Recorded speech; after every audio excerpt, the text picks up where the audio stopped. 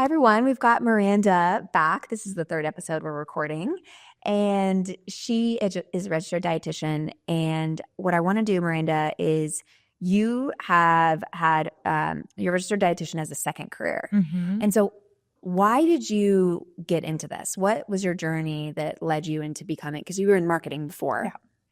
What was your role in it? So I was in marketing for one of the big four accounting firms. So I was at Deloitte. No way. Yes. And it's funny because there is arguably marketing in my current role now as a dietitian working in content and all that, but it's so different. There's crossover for sure. Yes. Yeah. I came from the business world too, and I feel like it's helpful to have some of that combined with the health education for content. Yeah, it's really helpful background, and I'm very glad I don't do that anymore. Same.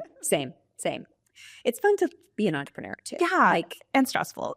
It is. It's like you get to use all the different parts of your brain. Yes. You use the analytical brain, you use the creative brain, you use I agree. I do think it's so fun, but I also can recognize it's not for everybody. I can totally understand that because it is stressful and you never really get to turn off. I think that's the hardest part. And for some people, that's kind of a fun piece of it. And I love it. Yeah, me too. But it's also I think I can see it being so stressful. Yeah. Because working at Deloitte, that's as structured as it gets. Oh, very structured. Yeah. Have you always been an entrepreneur, or was Deloitte kind of clashing with some of your personality?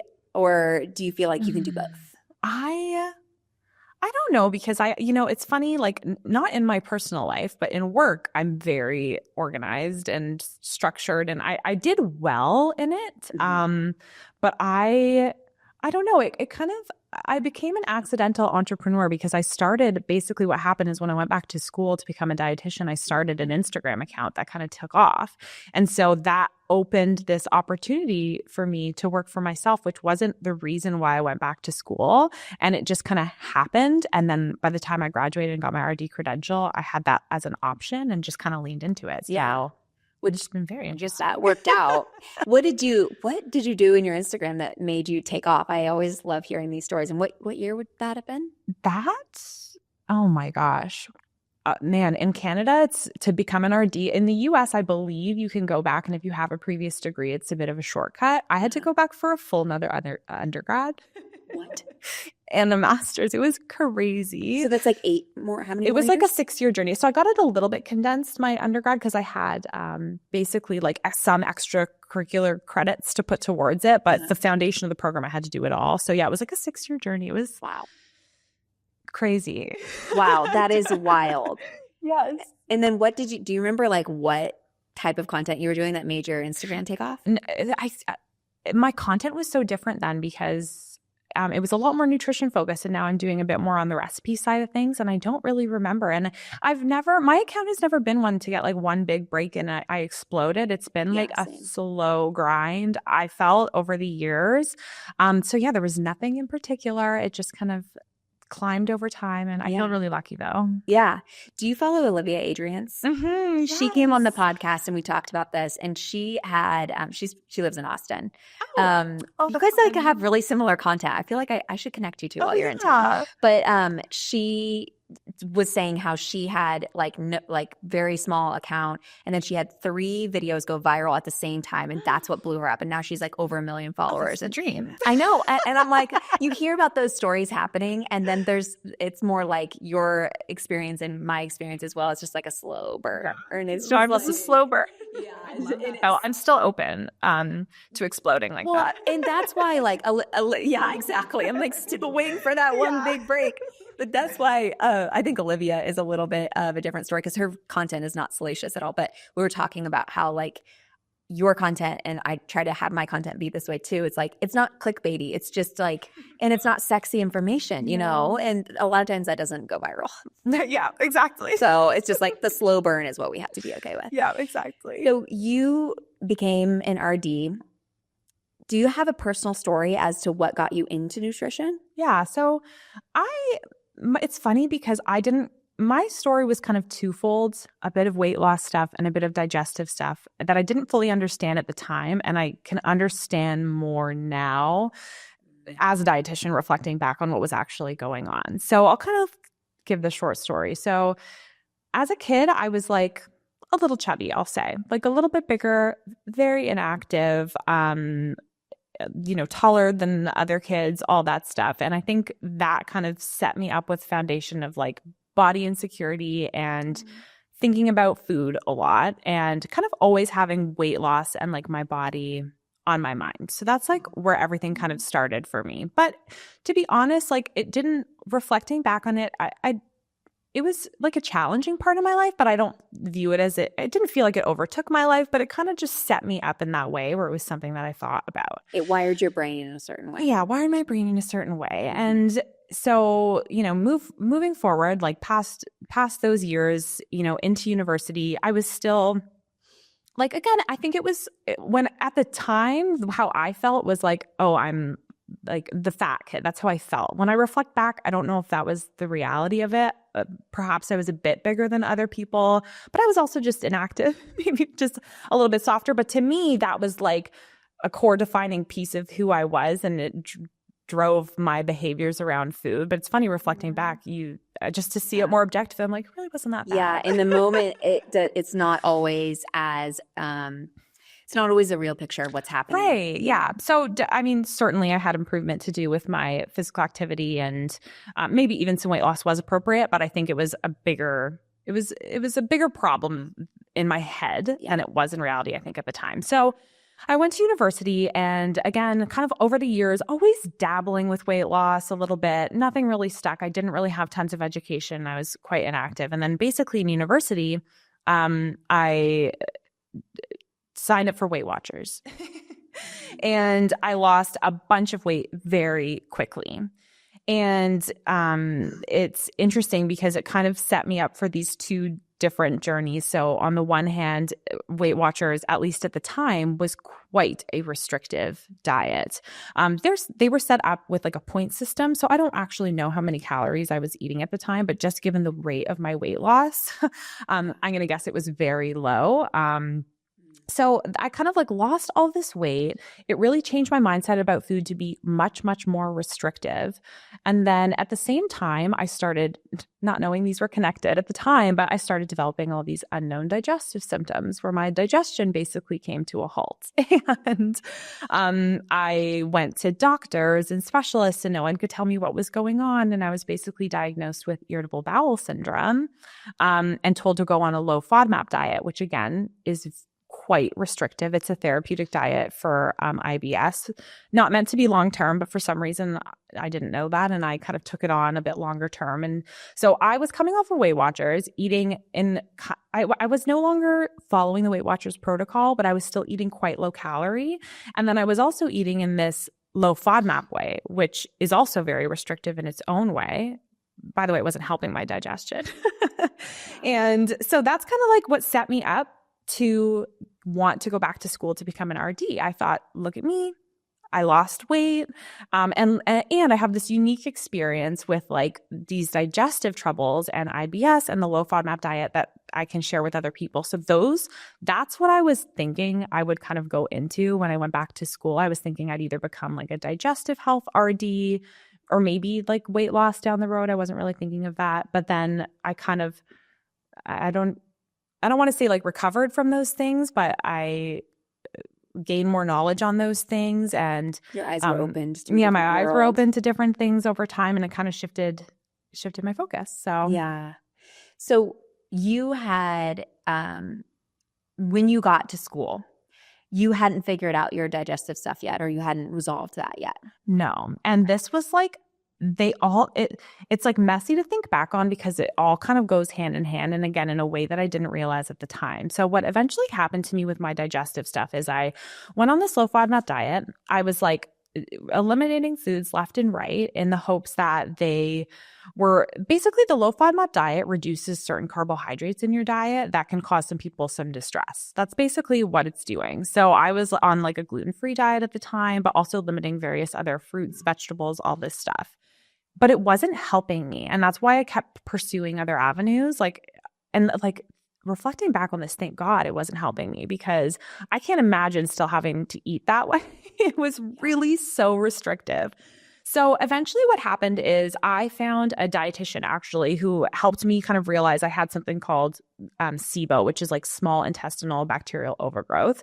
And basically what happened is I got treated for SIBO, which is by antibiotic. That alleviated my symptoms. And then that allowed me to become less restrictive with food, which then helps me kind of improve my relationship with food and gave me this whole new perspective on everything. Now, what I'll say is SIBO's a little controversial.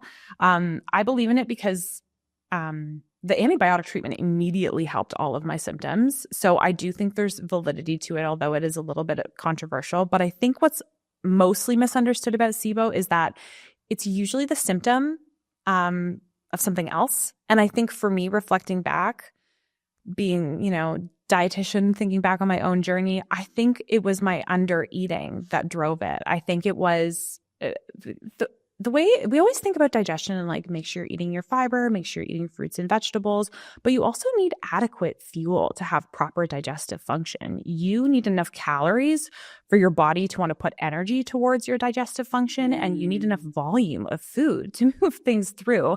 And I think what happened to me is I was on a super restrictive diet and I wasn't eating enough food, enough calories, enough volume. It slowed things down, and that in turn then had me develop this SIBO and all that stuff. And it's interesting. So the antibiotic treatment kind of helped alleviate the symptoms. But right after that, I went back to eating a much more balanced and adequate diet. And then I think that's what allowed me to have improved symptoms over longer time. I think the SIBO probably would have come back if I continued to eat in such a, restrictive way. Wow.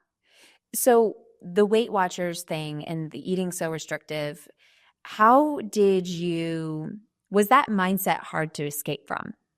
Or was it one of those light bulb moments when you got to RD school? I think I was really lucky that this all happened like before and as I was starting to go back to school, because I don't know if I would have had the same like enlightenment about food and nutrition if I hadn't. Like to lose weight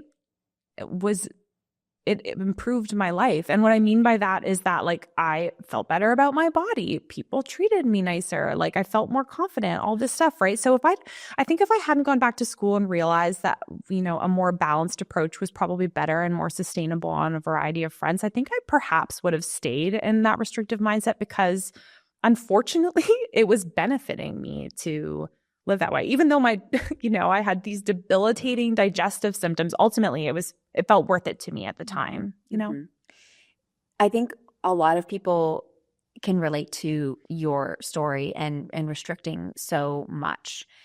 If someone is restricting and they're hearing your story, but they're afraid of not restricting and gaining weight, what do you have to say? Okay. I'm going to lay out kind of the truth of my story, and it doesn't necessarily have to be about this. I needed to gain some weight back. For me, maybe that's not the case for everybody. And it is scary, but it doesn't have to be permanent. And it also might be the best thing for you at the time. I guess that's what I'll say. So for me, what kind of happened is I went back to eating in a less restrictive way. I gained some weight back just by nature of expanding my diet. But also what happened to me was that over the years, I could look back on it and realize that that wasn't what was going to be the best thing for my physical and mental health in the long term. And what I kind of decided for myself was I don't want to have any strict goals around my body or my food for a while, because that was traumatizing. It did real damage to my body and my digestive function. And I gained weight, and I was the better for it. I think it was the right thing. And it was the scariest thing to me after losing weight to gain weight back. It was terrifying. And then when it happened, it was not a big deal. It was annoying to buy more clothes and to go up in size. And there were times where I didn't like my body as much physically. I didn't like the way it looked. But I think over time, like, it just gave me such a balanced mindset that felt so much more freeing and sustainable. And for me, eventually, I felt ready again to in a much more balanced and sustainable way, focus on my body composition again and get to a place where I felt comfortable. And I will never, I think, be as low weight as I was right after Weight Watchers, nor would I want to, because I didn't have energy. My digestive system couldn't work. Right. Yeah. And I also didn't have muscle or anything like that. So I guess what I'd say to someone else was, it's scary. It might happen to you too, or it might not, but it might be better for you. And yeah, it doesn't necessarily have to be permanent either.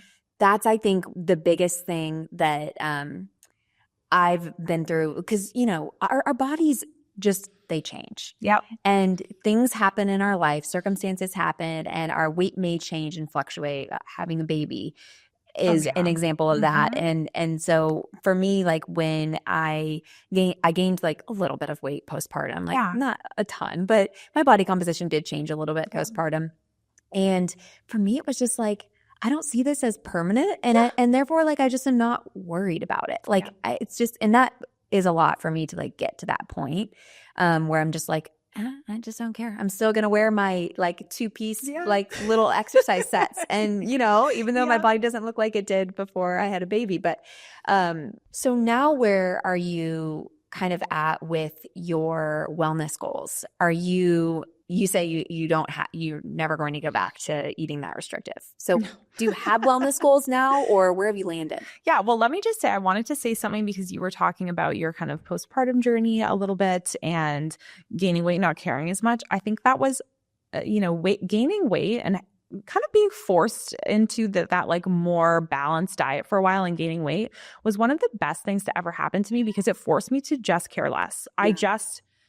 And it's the best thing on earth. It's so scary to think about when you're in a place of restriction and wanting to be as thin as possible. It feels like an impossible mindset, but caring less about how my body looks like is the best thing that's ever happened to me. Oh my gosh. And I think it's funny because ultimately I think it helps me eat better and live better because my motivations for it are so different. And I just wanted to kind of give that aside because I can relate.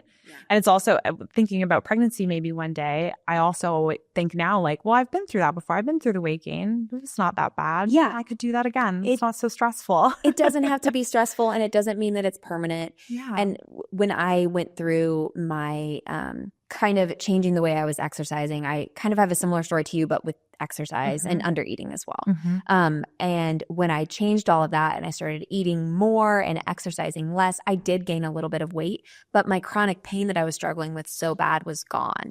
And so it's just like, for me, that was so worth it at the time, because I was like, I just want to feel better. And so it's so interesting how your brain chemistry works. You kind of hit that breaking point where you're like, don't care, like just care about feeling better. And then, if I gain a little bit of weight, that's okay. Yeah. And again, I just never see, and since then, that was 4 or 5 years ago. Like, again, my body has changed and fluctuated a lot since then. And now I'm at the point where I'm like, it's probably going to change again. And it's okay. Like, if I have a body composition goal, like I know how to get there without feeling like it's taking over my life, because I have this experience now. So I think that that's really important for you to say. Yeah. So where are you at now with your wellness goals, or do you have wellness goals? Yeah. So as I said, forever I wouldn't touch it because I just was like scared to get back there and go back to a restrictive place. And that was totally fine. And I to be honest, like I thought I would never want to do anything again. And that was okay with me. Just try my best to eat my best and exercise and whatever.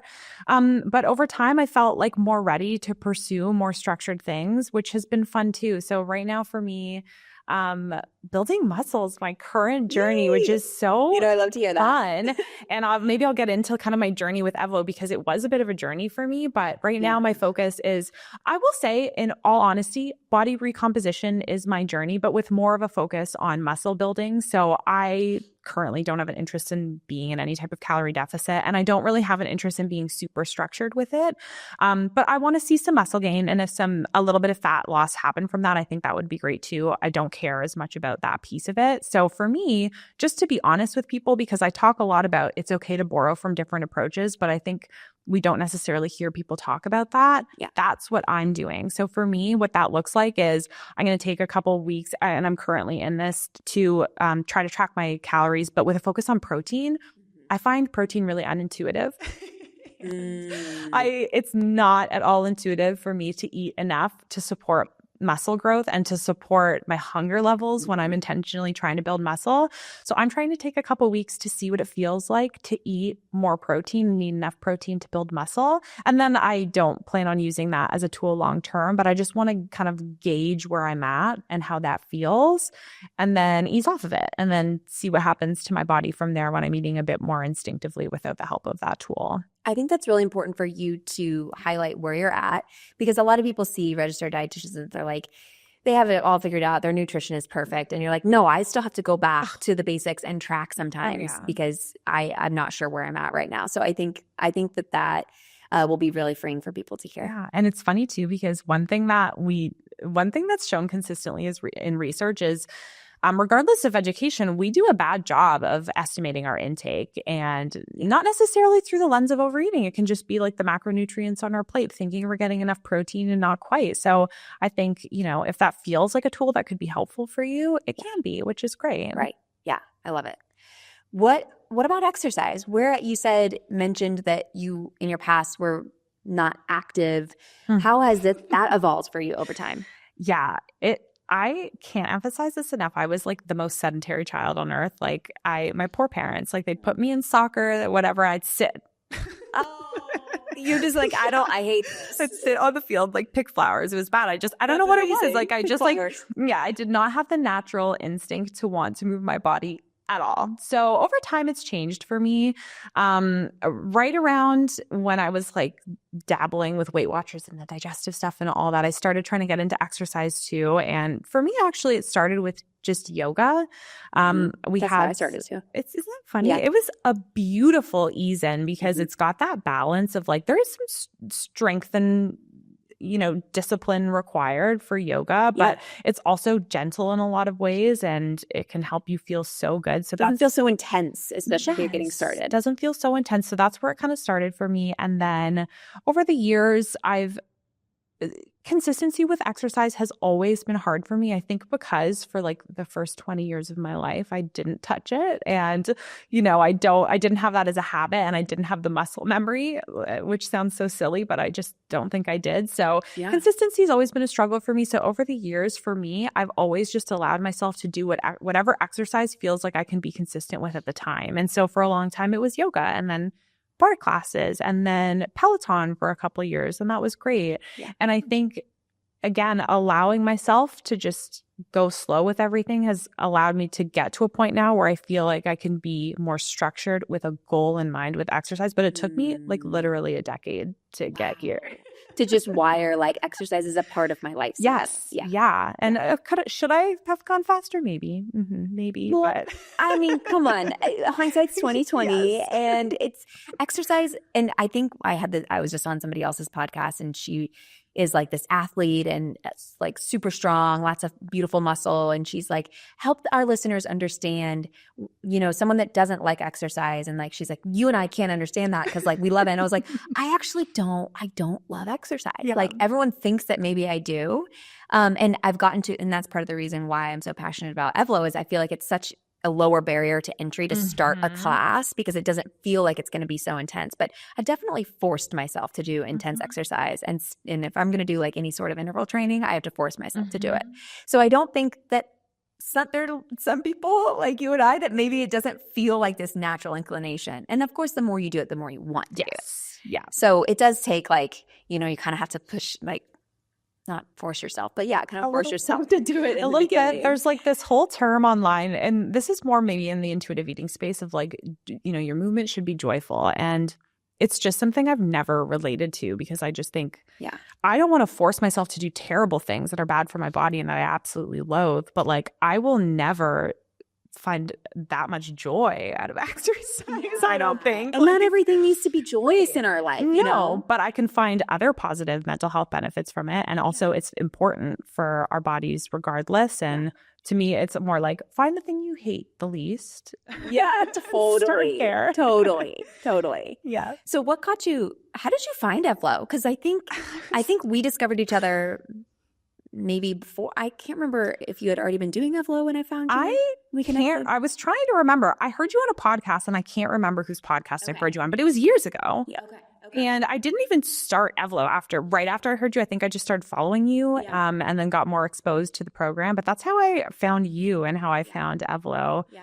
So what made you, where are you at now with Evlo? And was that something that felt like a lower barrier to you, or what was your experience with getting started with weight training? Yeah. So, okay, I'm going to tell the honest story of all of this. Please tell. But I think it might help some people. I don't know if anyone can relate to me. I feel like I was an exceptionally sedentary child. No, I can tell you right now that people will. I know that people will. Okay, for me, strength training has always been the most intimidating type of exercise.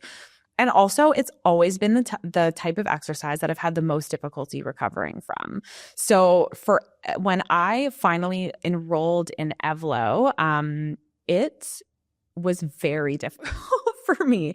Not so much in the workouts are great because they're short. There's like a warm up and a cool down. They're like less than 35 minutes. That was great. But my recovery consistently was so tough. I would be sore for days after those leg days. And there were so many weeks where I got to the second workout of the week and I was just way too sore to continue. And that continued forever, where I kind of dabble in and out. And my soreness was like my limiting factor for being able to continue, even though I wanted to strength train so bad. Now, reflecting back, I think my nutrition could have used improvement, but I wasn't really ready to dial that in yet. But I still just like consistently wanted to try. So I'd ease off of it, try to ease back in, whatever. And actually what eventually led me to being able to be consistent with Evlo is kind of treating myself like I would a client and like, okay, even though they're only 35 minutes, this is too hard for you right now. So instead, what I did was I took the circuit tab and I just would do a round of the circuit or two, and I would end when I felt enough. And literally, it was only like a couple weeks of that I needed to be able to go into the full classes. It was like magic. I love that you are saying this. Yeah. Because it's so true. It's like if you're going to do the full classes, but then you're too sore to even do the rest of the program. Yeah. And it's hard for you to stay consistent with that. There's no, what's the point? It's not that it's useless. Of course, something is better than nothing. But if you're able to ease in, and then you're able to stay more consistent and it feels better. Like, it's so funny. Like, and I see this with other people with nutrition, but it's funny because it exists within myself too. But like, nobody would know if I took a full class or not, right? Yeah. But I still had so much like embarrassment over the idea of like not taking a full class that it took me so long to even like think about the idea of just like not taking a full class for a while. Yeah, it's almost like you're like, are they checking my profile to see? Just so everyone knows that we do not check your profile. I don't even think we could see how much of a class you took. Right, exactly. And it was literally it just had to be a mindset shift for me of like, nobody knows. Yeah. Nobody knows. And if your goal is to do these classes and to be able to do every class of the week, you literally have to ease in. So just try and see. And that was it. That's all it took for me, which was so great. Are you feeling less sore now? Oh, I don't get soreness really at all now. I can't even tell you. I was like, no, there's something wrong with me.